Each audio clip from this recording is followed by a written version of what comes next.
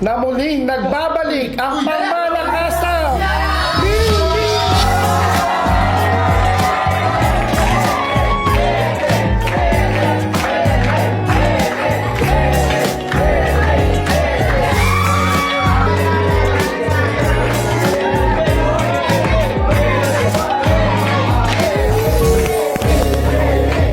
Hindi siya ganun magalala. Lahat ng memories natin, nandito pa rin sa dito.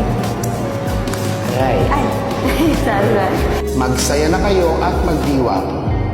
Dahil simula ngayon, binabawi ko na ang bagong love team at hindi kong binabalik ang Milmi.